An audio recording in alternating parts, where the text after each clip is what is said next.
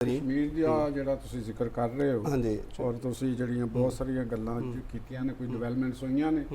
और उन्हां दे विचों एक जिहड़ा अफसोसनाक जिहड़ा वाकया होया, हाँ जी, ये भी एक इंडीकेटर है कि उत्थों दी जिहड़ी कुछ कुवतां ने आज़ाद कश्मीर च जिहड़ियां इस वेले हाँ जी, मतलब उन्हां दी हरकतां जिहड़ियां कर रहे ने, उत्थों नज़र आंदा है कि उन्हां दे अज़ाइम जिहड़े ने ना ओह कुछ होर लगदे ने। और बिलावल भुट्टो साहब भी उत्थे अपने जलसे नाल अज उन्होंने खिताब कीता डुडियाल दे अंदर, उत्थे उन्होंने अपनियां गल्लां भी कीतियां ने। तो नो डाउट देखो मैनू जिहड़ा लग रहा है, एक तो गल है लग रही है कि इलैक्शन तो अपनी टाइम दे विच हुंदे लगदे ने मैनू, ते अपने वक्त दे उत्ते पोलिंग लाजमी होएगी। राइट, यानी 27 जुलाई नूं तुहानूं लग रहा है कि इलैक्शन होणगे। बिल्कुल होएगा। ਉਹਦੇ ਚ ਮੈਨੂੰ ਇਸ ਵਜ੍ਹਾ ਨਾਲ ਲੱਗ ਰਿਹਾ ਕਿ ਜਿਹੜੇ ਇਲੈਕਸ਼ਨ ਦੇ ਵਿੱਚ ਹਿੱਸਾ ਲੈ ਰਹੀਆਂ ਨੇ ਪਾਰਟੀਆਂ, ਉਹਨਾਂ ਦੀ ਕਿਆਦਤ ਜਿਹੜੀ ਹੈ ਉਹ ਸਾਰੀ ਇਹਦੇ ਤੇ ਬਿਲਕੁਲ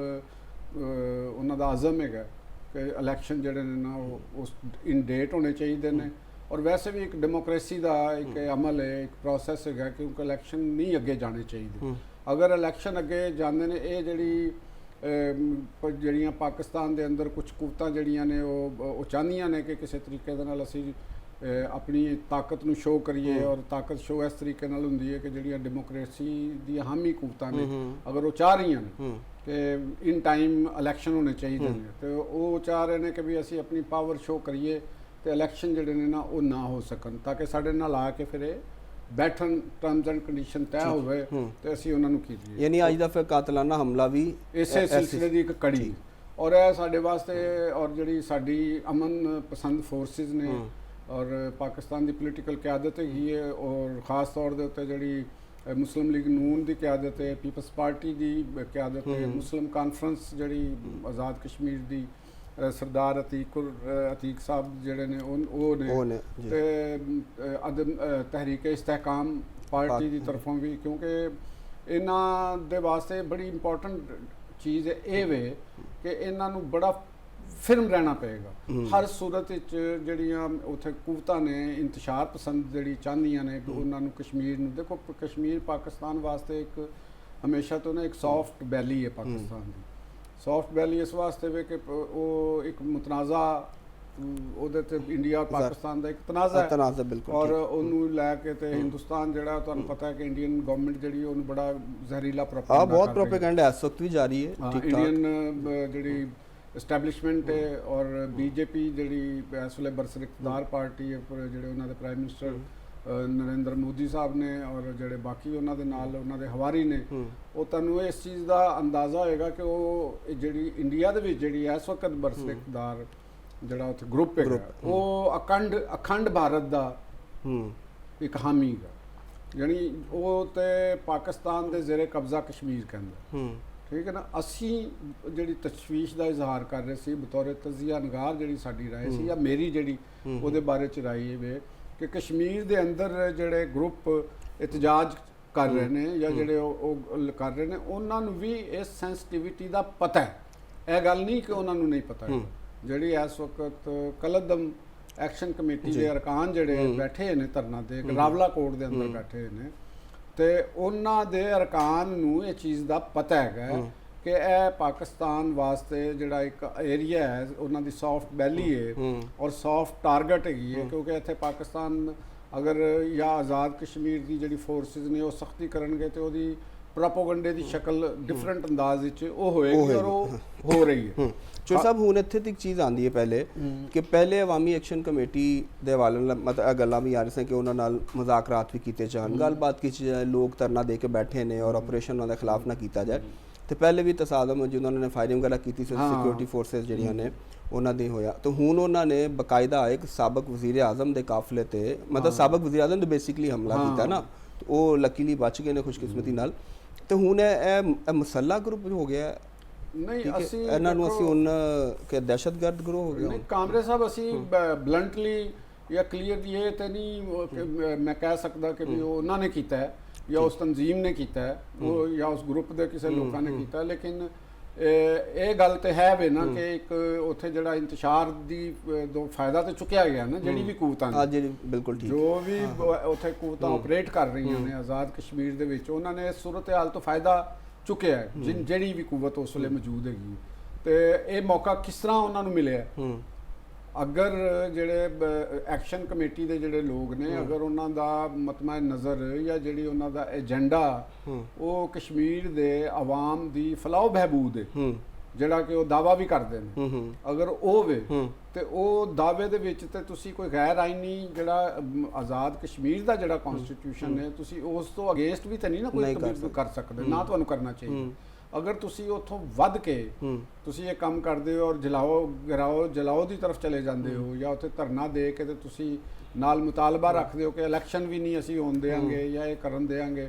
ਤੇ ਉੱਥੇ ਫਿਰ ਤੁਸੀਂ ਲੜਾਈ ਦਾ ਸਮਾਂ ਬਣਦਾ ਹੈ ਫਾਇਰਿੰਗ ਦਾ ਸਮਾਂ ਬਣਦਾ ਹੈ ਹਲਾਕਤਾਂ ਹੁੰਦੀਆਂ ਨੇ ਤੇ ਇਹਦਾ ਮਤਲਬ ਇਹ ਹੈਗਾ ਕਿ ਤੁਸੀਂ ਉੱਥੇ ਇੰਤਜ਼ਾਮੀ ਢਾਂਚੇ ਨੂੰ ਮੁਤਾਸਰ ਕੀਤਾ ਠੀਕ ਇੰਤਜ਼ਾਮੀ ਢਾਂਚਾ ਮੁਤਾਸਰ ਹੁੰਦਾ ਹੈ ਤੇ ਜਿਹੜੀਆਂ ਸ਼ਰਪਸੰਦ ਕੁਵਤਾਂ ਹੁੰਦੀਆਂ ਨੇ ਜਰਾਇਮ ਪੇਸ਼ਾ ਗਰੋ ਹੁੰਦੇ ਨੇ ਟੈਰਰਿਸਟ ਆਰਗੇਨਾਈਜੇਸ਼ਨ ਦੇ ਜਿਹੜੇ ਬੈਂਡ ਜਿਹੜੀਆਂ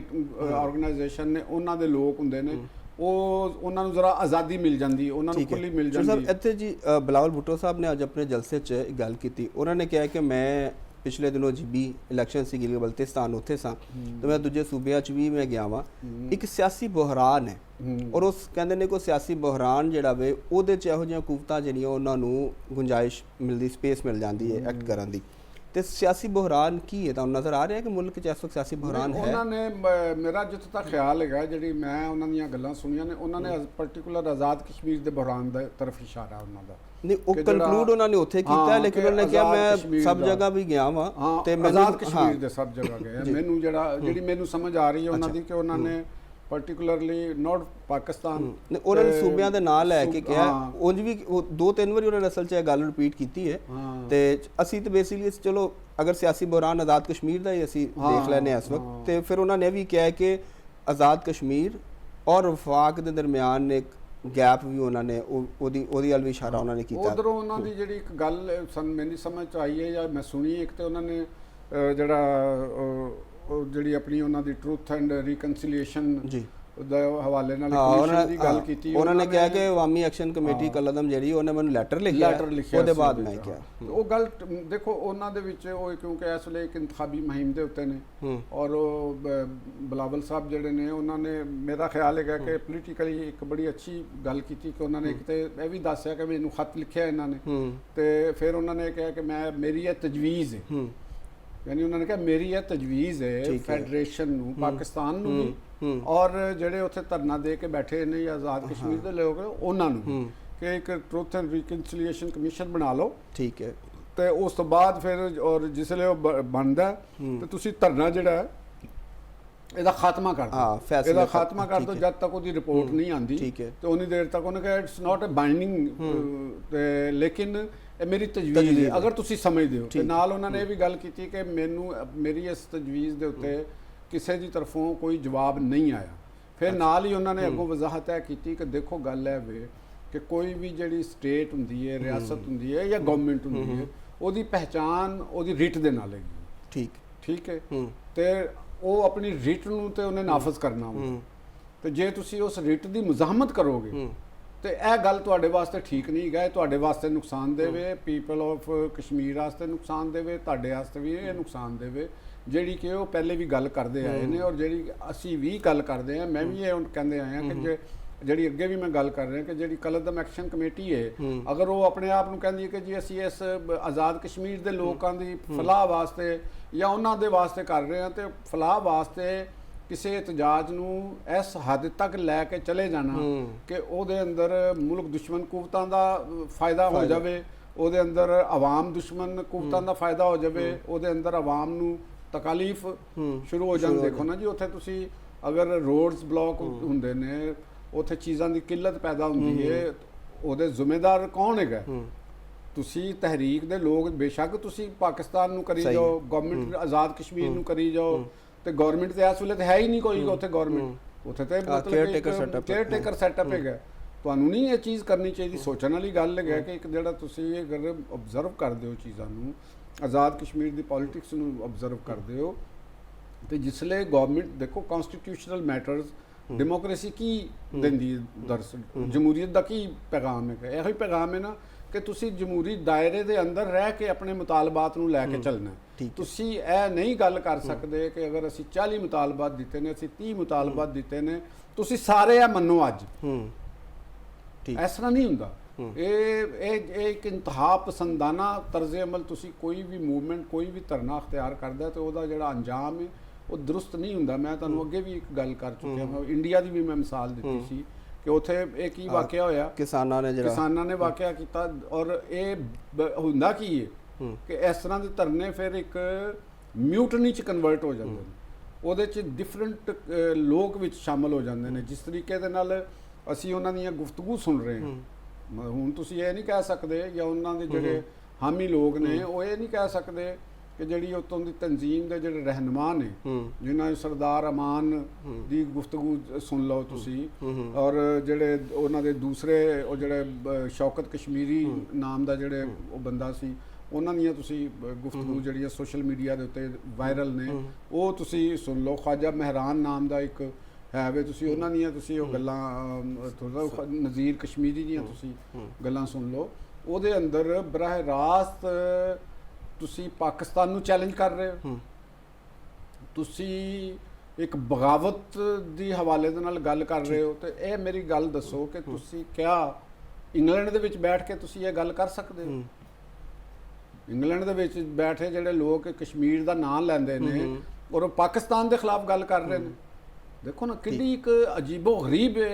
ਇੱਕ ਡਿਵੈਲਪਮੈਂਟ ਸਾਡੇ ਸਾਹਮਣੇ ਆਈ ਹੈ ਕਿ ਤੁਸੀਂ ਉੱਥੋਂ ਦੇ ਜਿਹੜੇ ਪਾਕਿਸਤਾਨ ਦਾ ਪਾਸਪੋਰਟ ਲੈਂਦੇ ਹੋ, ਪਾਕਿਸਤਾਨ ਦੇ ਤੁਹਾਡੇ ਰਿਸ਼ਤੇਦਾਰ ਨੇ, ਤੁਸੀਂ ਪਾਕਿਸਤਾਨ ਦੇ ਉੱਤੇ ਕਰ ਰਹੇ ਹੋ। ਤੇ ਮੇਰਾ ਤਾਂ ਖਿਆਲ ਹੈ ਕਿ ਜਿਹੜਾ ਅੱਜ ਹੈ ਇੱਕ ਇੰਡੀਕੇਟਰ ਦਿੱਤਾ ਗਿਆ ਹੈ, ਬੜਾ ਖਤਰਨਾਕ ਹੈਗਾ। ਔਰ ਜਿਹੜੀ ਉੱਥੋਂ ਦੀ ਤਹਿਰੀਕ ਦੇ ਜਿਹੜੇ ਲੋਕ ਨੇ ਉਹਨਾਂ ਨੂੰ ਇਸ ਚੀਜ਼ ਦੇ ਉੱਤੇ ਗੌਰ ਕਰ ਲੈਣਾ ਚਾਹੀਦਾ ਹੈ ਕਿ ਰਿਆਸਤ ਜਿਹੜੀ ਹੈ ਨਾ ਇਸ ਵਕਤ ਜਿਹੜੀ ਮੈਨੂੰ ਲੱਗ ਰਿਹਾ ਸਟੇਟ ਆਫ ਪਾਕਿਸਤਾਨ ਔਰ ਆਜ਼ਾਦ ਕਸ਼ਮੀਰ ਦੀ ਕੇਅਰਟੇਕਰ ਗਵਰਨਮੈਂਟ ਔਰ ਉੱਥੇ ਜਿਹੜੇ ਅਦਾਰੇ ਨੇ ਉਹ ਕਿਸੇ ਕਿਸਮ ਦੇ ਕੰਪਰੋਮਾਈਜ਼ ਵਾਸਤੇ ਤਿਆਰ ਨਹੀਂ ਹੈ। ਮੈਨੂੰ ਤਾਂ ਇਹ ਲੱਗਦਾ ਪਿਆ ਇਹਨਾਂ ਨੇ ਅਗਰ ਗੜਬੜ ਕੀਤੀ, ਇਹਨਾਂ ਨੇ ਬਾਹਰ ਅੰਦਰ ਜਿਹੜੇ ਹਰਕਤਾਂ ਇਹ ਕੀਤੀਆਂ ਨੇ, ਜਿਸ ਅੰਦਾਜ਼ ਵਿੱਚ ਮੌਲਾਨਾ ਫਜ਼ਲੁਰ ਰਹਿਮਾਨ ਨੇ ਗੁਫ਼ਤਗੂ ਕੀਤੀ, ਇਹ ਬਹੁਤ ਕੁਝ ਚੀਜ਼ਾਂ ਨੂੰ ਆਸ਼ਕਾਰ ਕਰਦੀ ਹੈ। ਕਾਮਰੇ ਸਾਹਿਬ, ਮੌਲਾਨਾ ਫਜ਼ਲੁਰ ਰਹਿਮਾਨ ਸਾਹਿਬ ਦੀ ਗੁਫ਼ਤਗੂ ਕੋਈ ਬੱਚੇ ਦੀ ਗੁਫ਼ਤਗੂ ਨਹੀਂ ਹੈ। ਚੋਰ ਸਾਹਿਬ ਇਹਦੇ ਤੇ ਮੇਰੇ ਖਿਆਲ ਤਫਸੀਲਾਂ ਦੀ ਗੱਲ ਕਰ ਰਹੇ ਹਾਂ ਇਹਨਾਂ ਦੇ ਫਿਰ ਉਤੋਂ ਔਰ ਫਿਰ ਅੱਜ ਉੱਥੇ ਹਮਲਾ ਹੋ ਜਾਣਾ, ਇੱਕ ਬੰਦੇ ਦੀ ਡੈਥ ਹੋ ਜਾਣੀ। ਇਹ ਇੱਕ ਐਸਾ ਇੰਡੀਕੇਟਰ ਹੈਗਾ ਜਿਹੜਾ ਸਾਡੇ ਬਲੋਚਿਸਤਾਨ ਦੇ ਅੰਦਰ ਇੰਤਸ਼ਾਰ ਦੀ ਕੈਫੀਅਤ ਦੇਖ ਲਓ। ਇਹ ਗਿਲਗਿਤ ਬਲਤਿਸਤਾਨ 'ਚ ਵੀ ਕੋਸ਼ਿਸ਼ ਹੋਈ, ਉੱਥੇ ਨਾਕਾਮ ਹੋਏ ਨੇ। ਉੱਥੇ ਵੀ ਕੋਸ਼ਿਸ਼ ਸੀ ਇਸ ਹਕੂਮਤਾਂ ਦੀ, ਇਹਨਾਂ ਲੋਕਾਂ ਦੀ ਕਿ ਵੀ ਹੁਣ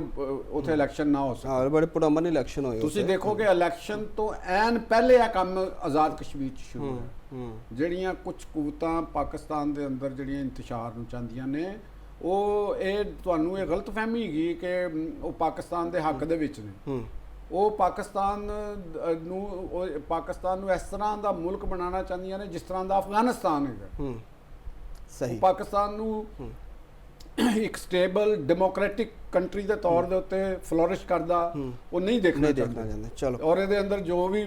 ਮਾਫੀਆਜ਼ ਨੇ, ਜਿਹੜੇ ਵੀ ਲੋਕ ਨੇ, ਜ਼ਾਹਿਰ ਹੈ ਇਹਦੇ ਤੇ ਜੋ ਸਭ ਕਰਨਾ ਹੈ ਕਿਉਂਕਿ ਦਹਿਸ਼ਤਗਰਦੀ ਵੀ ਚੱਲ ਰਹੀ ਹੈ, ਇਹਦੇ 'ਚ ਇੰਡੀਆ ਵੀ ਇਹਦੇ ਪਿੱਛੇ ਵੇ, ਇਸਰਾਈਲ ਵੀ, ਹੋਰ ਵੀ ਮਾਮਲਾਤ ਨੇ, ਅਫਗਾਨਿਸਤਾਨ ਤੋਂ ਵੀ ਹੋ ਰਿਹਾ। ਤੇ ਇਹਦੇ ਤੇ ਬੜੀ ਤਫਸੀਲ ਨਾਲ ਗੱਲ ਕਰ ਰਹੇ। ਨਾਜ਼ਰੀਨ, ਪ੍ਰੋਗਰਾਮ 'ਚ ਵਕਤ ਹੈ ਇੱਕ ਬ੍ਰੇਕ ਦਾ।